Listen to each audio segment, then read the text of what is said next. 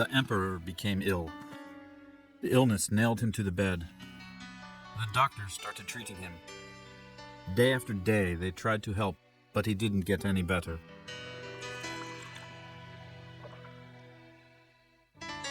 Days passed, and months passed, and years passed, and the emperor remained lying paralyzed. He had conquered so many countries. He had brought whole peoples to their knees. Having captured half the world, he appeared to be helpless in the face of the illness. One day, he grew furious with his condition. "Cut off the heads of all the doctors who have treated me, and put them on the city wall." And soon, miles and miles of the city wall turned white from the sun-dried skulls of the physicians. Another day, the emperor called for his head vizier. "Where are your doctors, vizier?" "Oh, my master, there are none left after you gave the order to execute them." "That was well done, but isn't there even one left?" "No, not a single one worth your glance left in the whole country." "You said no one worth my glance? What do you mean?" "My master, in the whole country there is only one doctor left. He lives not far away." "Can he heal?" "Yes, he can. I visited him once, but he is so rude, ill-bred, and badly behaved. And not long ago he said that he knew the secret to healing the emperor himself." "Then why didn't you tell me?" "But if I bring him here, you, my master, will execute him because of his behavior." "I promise not to do that. Bring him here." Some time later, the vizier brought the doctor. "They say you can heal." Silence was the answer. "Why do you remain silent? Answer," ordered the emperor. "My master, I forbade him to open the mouth," said the vizier. "Talk, I allow it. Are you able enough to heal me?"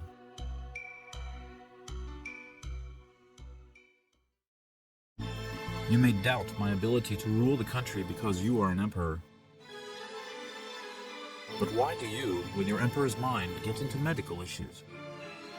How can you know anything about them?" During all the time of the emperor's reign, no one had dared to say anything against him, or talk to him in such an impertinent manner. "Guard!" shouted the emperor furiously. "Cut off his head! No! First impale him, then pour boiling oil over him, and then cut him into pieces."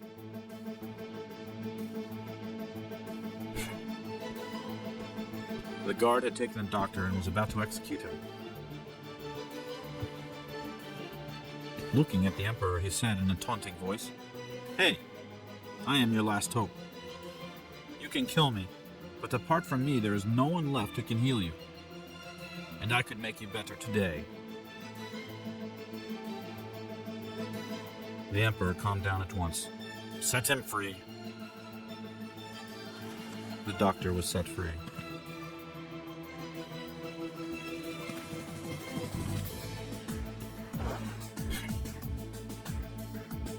"Start your treatment. You said you could cure me today."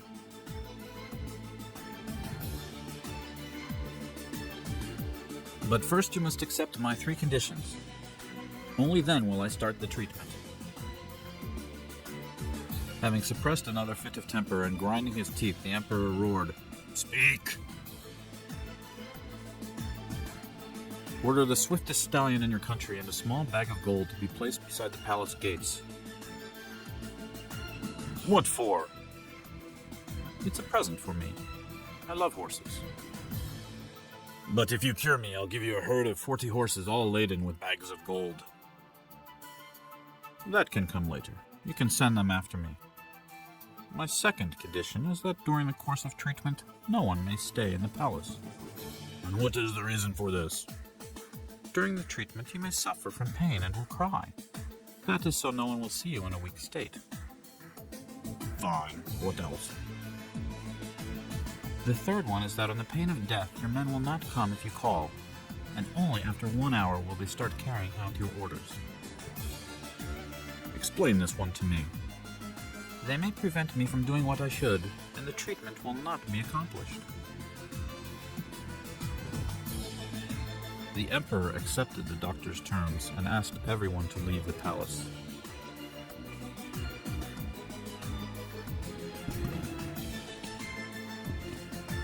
They remained alone. Begin, said the Emperor. Begin what, you old fool? Who told you I could heal? You have fallen into my trap. I have 1 hour. I have been waiting for so long for time to come when I can punish you for all you have done, you disgusting bloodsucker. The Emperor grew pale with indignation and helplessness. Understanding the situation he was in, it was useless to cry out. Even if the servants heard him, they would not come to his assistance, because he himself had forbidden them on pain of death to carry out his orders. Mustering all his strength, he turned his head to look around and find a way to resist such refined insidiousness.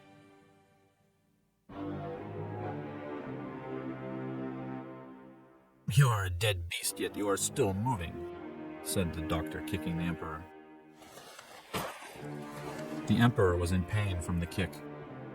Suddenly he noticed some armor standing by his bed. He would only need to take his dagger to chop the liar's legs off. Spurred by the will to punish the offender, he started stretching his arms toward the stand. Oh, apparently you can move your arm, you rotten log, said the doctor scornfully. For so long I've been dreaming of spitting in your Emperor's ugly mug. And the doctor spat in the Emperor's face with all the hatred in his heart. Never in his life had the Emperor felt so humiliated. He made a sound like a wounded animal and ground his teeth. Gathering all his strength, he moved himself, crawled down off his bed, and dragged himself along his elbows. He tried to reach the armor. I'll smite you, he growled. I'll cut you into small pieces myself. Having grasped the stand with his arms, he managed to pull himself up onto his weak legs. With trembling arms, he took out the sword. But when he turned around, there was nobody there.